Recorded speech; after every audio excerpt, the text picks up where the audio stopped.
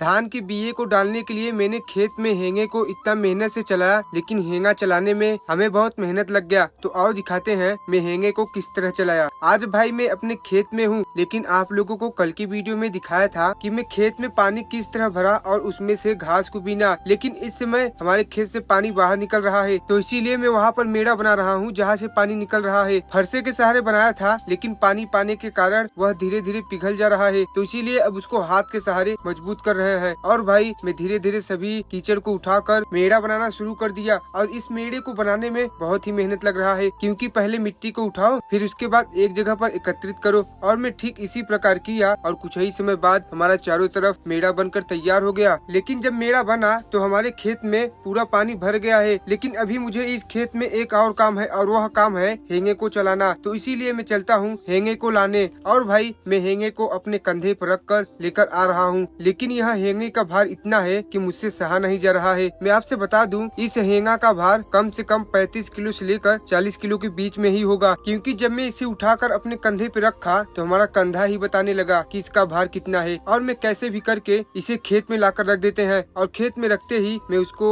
एक कोने से रख कर खींचना शुरू कर दिया। और इसे खींचने में इतना ताकत लग रहा है कि मैं आप लोग से क्या ही बताऊं, क्योंकि इसका एक तो 35 किलो भार ही है, और जब कीचड़ में रहेगा तो उसे खींचने में मेहनत लगेगा ना। और भाई मैं अपने माँ का नाम लेकर जोर से ताकत लगाकर इस हेंगे को खींचना शुरू कर दिया। और मैं एक तरफ से खेत को हेंगा रहा हूँ, लेकिन इस हेंगे को खींचने में हमारे शरीर का पूरा ताकत लग जा रहा है। देख रहे हो ना हमारे शरीर से किस तरह पसीना गिर रहा है। और भाई कुछ लोग कहते हैं कि किसानी करने में बहुत ही आराम रहता है, तो भाई आप लोग के सामने ही है, देख लो कितना मेहनत करना पड़ता है। अभी सिर्फ तो बिया ही डाला जा रहा है, जब धान लगेगा तब कितना मेहनत लगेगा। तो छोड़ो हटाओ, जिसको जो कहना है वो तो कहेगा ही, लेकिन जो करता है वही जानता है। और मैं धीरे धीरे खेत में पूरे हेंगे को चला देता हूँ। और भाई अब हमारा खेत पूरी तरह बनकर हो गया तैयार। अब शाम के टाइम हमारे भैया आएंगे और इस खेत में धान के बीए को छींट देंगे। तो आप लोग कमेंट में बताना कि किसानी करने में मेहनत रहता है या फिर नहीं।